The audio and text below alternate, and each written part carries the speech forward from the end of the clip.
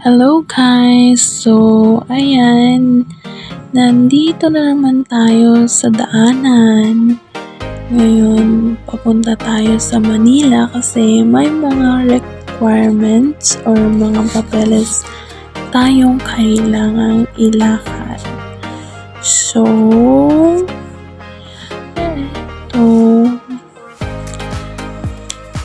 gandahan lang din ako sa daanan kasi super green na green yung grass kaya binidyo ko na lang din. Naboboring ako dyan so wala naman akong magawa so nag-video na lang din ako. Ang ganda kasi. Ayan guys, nandito na tayo sa Manila. So first time namin mag-commute dyan, hindi namin alam kung saan kami pupunta. Kaya waste na lang kami ng waste. Ayan. Pero alam namin yung address. So, pupunta kami dyan guys sa Malate. Bakit kami pupunta sa Malate? Kasi Malate ang pinakamaraming agency. Kung gusto nyo mag-apply, pumunta lang kayo sa Malate. Yun.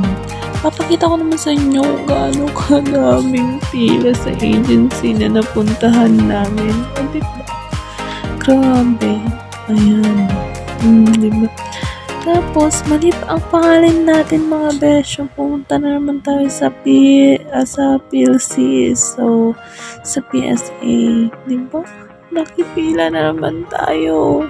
So, ang hirap pala yung pinagdadaanan ng mga nag-a-apply. So, ayan yung baby. Binidyoan ko na lang din. Then, after kaming kumuha ng PSA, Senomar, Chuchuan, maraming mga tanong-tanong, Scamberlish. Yan, kumain muna kami. Lakad-lakad. So, ayan. Lakad-lakad dito sa Ayala Mall Circuit po. Dito kami pumunta. So, after naman namin kumain yan, guys.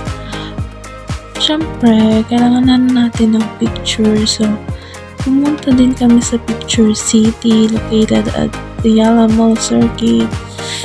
Nung matapos, bumalik ulit kami sa agency at itong si mamang driver, si Angkas. Naku, parang may iniwan na buhay sa bahay nila. Kung mag-drive, umaagaw ng linya. Kaya, yan, nag-video na lang ako. Guys, Diyos ko naman, kapag syempre, driver kayo, kailangan nyo ingatan yung mga pasahero, hindi yung magprepreno ka na, nasa tapat ka na ng mismong tao. Tapos siya pa yung may ganang magalit. Siya na nga yung kamote driver. Ako naman, for the video, ang person, syempre, baka mamaya mabangga. Ko nakakatakot. Gusto ko na lang talagang hiramin sa kanya yung manubela. Alam ko na rin naman kasi mag-drive ka so wala talaga akong lisensya. Ko si kuya. Ni-stress ako, sumakay na ako. Na-stress pa ako. Yan. Bye!